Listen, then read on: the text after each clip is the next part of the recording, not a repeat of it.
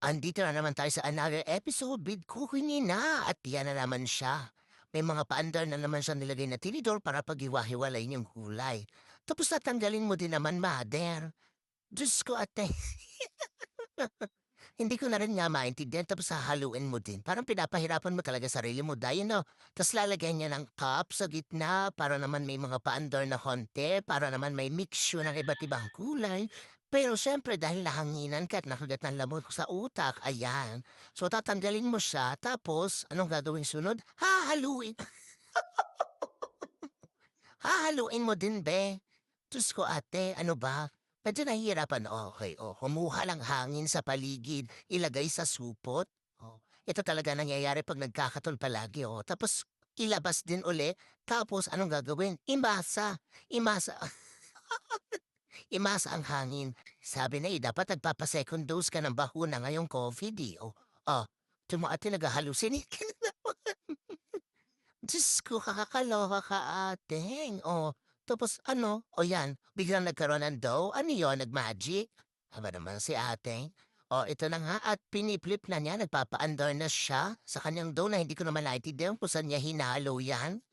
Okay? So, palawakin or ilawak ang dough and then, ayan, ilagay sa daganin at paandarin. Iprito, syempre. Paprito natin at lalagyan natin ng ano yun? Bakit kakaiba yata?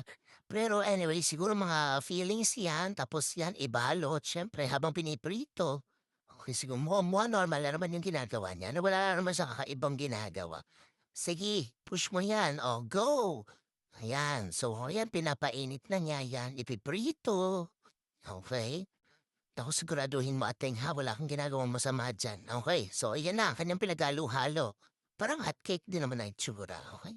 Tingnan natin kung anong sunod yung gagawin. Tapos, okay, ibabaliktad, syempre.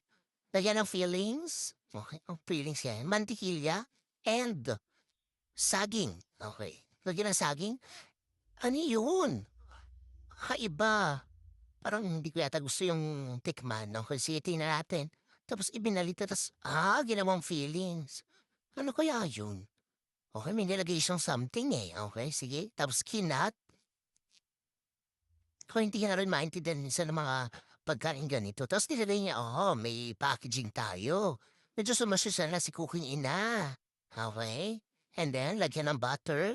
And then, parang nakakadiri yung tsura. Parang butas, ayun na naman siya sa pahangin. Uy, Diyos ko. Yan ang sinasabi ko pag kinulang kayo ng bakuna ng bata pa, yan, ganyan na nangyayari sa inyo. Okay, lagyan ng condensed milk, sige. Pero kinikilabutan ako sa itsura ng mga butas-butas. Diyos ko. Then, yan, lagyan ng mantikilya, ikat. Siyempre, hindi ko gusto yung color, iba yung itsura. Ba't ganyan yan? Ilagay sa packaging. Ayan, may packaging naman si Kuminina, di ba? Okay, pero yung color niya hindi siya appetizing. Okay, ayan. Tapos ikat ulit. Okay? Siyempre, yan, may feelings talaga. Musok-usok pa. Tapos yun ang packaging. Ano kayang food yan? Hindi ako, okay.